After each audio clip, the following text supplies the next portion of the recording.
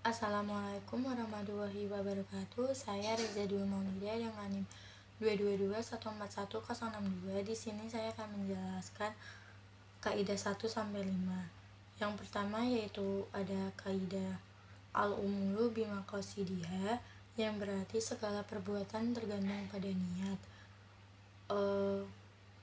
Pada yang menjadi dasar dari kaidah ini adalah firman-firman Allah dan hadis-hadis Nabi, di antaranya yaitu Quran surat Al-Bayyinah ayat 5 yang berbunyi wa ma umiru illa liya'budu wa mulisina lahuddina hunafa, yang artinya padahal mereka tidak disuruh kecuali supaya mereka menyembah Allah dan memurnikan ketaatan kepadanya dalam agama dengan lurus.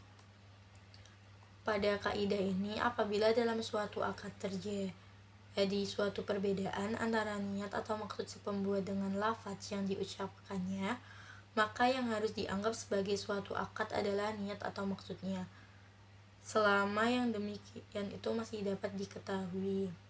Misalnya ada seseorang yang ingin datang ke masjid sholat lebih awal, niatnya itu mau sholat atau mau pamer kepada orang lain.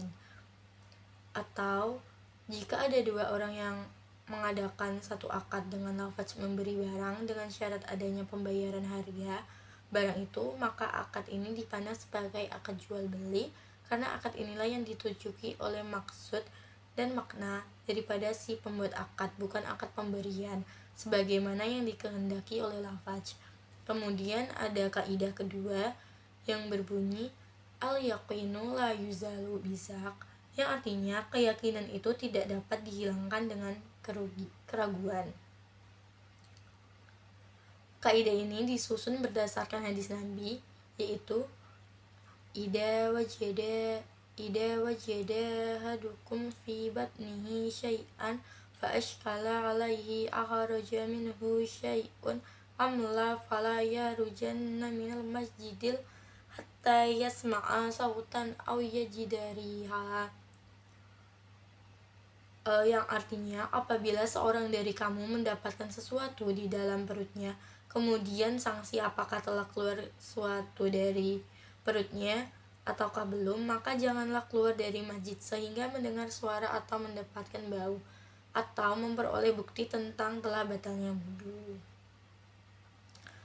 Pada kaidah ini yang menjadi pertimbangan yaitu yang pertama ada keraguan-raguan yang timbul dari pangkal atau sumber yang haram, kedua keraguan-raguan yang timbul dari pangkal yang mubah, dan yang ketiga ada keraguan-keraguan yang tidak diketahui dari mana asalnya haram atau halal. Kemudian contoh dari kaidah kedua yaitu binatang sembelihan di negara yang penduduknya Islam dan Majusi tidak halal binatang tersebut, sehingga diketahui bahwa binatang tersebut sembelihan orang Islam karena berasal dari haram, kecuali apabila pada umumnya sembelihan di situ adalah sembelihan orang Islam.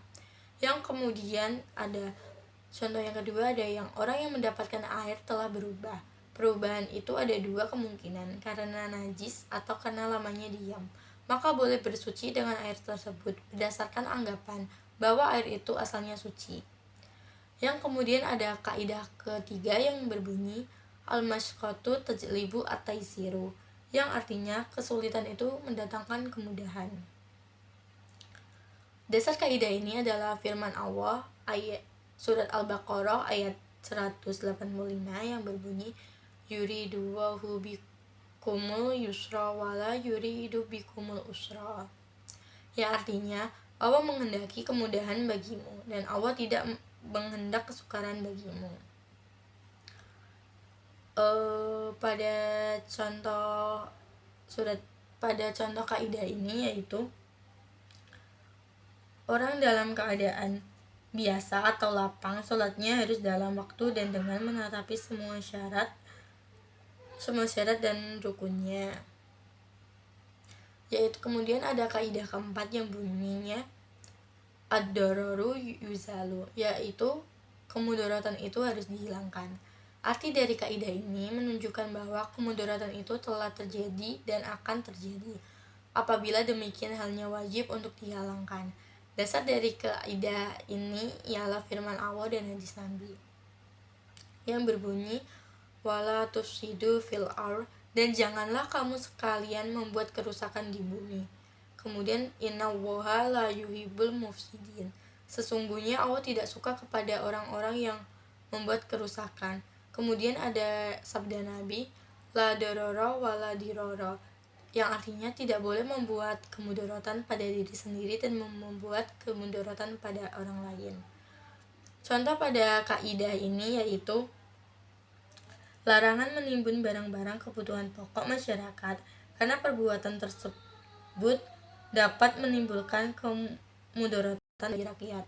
Kemudian yaitu ada kaidah kelima atau kaidah terakhir yang berbunyi al-adatu muhakamah, yang artinya adat kebiasaan dapat ditetapkan sebagai hukum. Dasar kaidah ini yaitu marahul muslimuna hasanan fahuwa indallahi hasanun, yang artinya apa yang dipandang baik oleh orang Islam maka baik pula di sisi Allah. Sebagian ulama berpendapat bahwa dasar kaidah di atas adalah firman Allah wa'mur bil urfi wa'afir anil jahilin, yang artinya dan suruhlah orang yang mengerjakan yang makruf serta berpanggilah dari orang yang bodoh. Pada kaidah terakhir ini contohnya yaitu sahnya model mulah atau ulung-ulungan, yakni jual beli tanpa ijab qabul namun dengan bentuk lain yang seperti dengan ijab qabul. Sekian yang dapat saya sampaikan. Wassalamualaikum warahmatullahi wabarakatuh.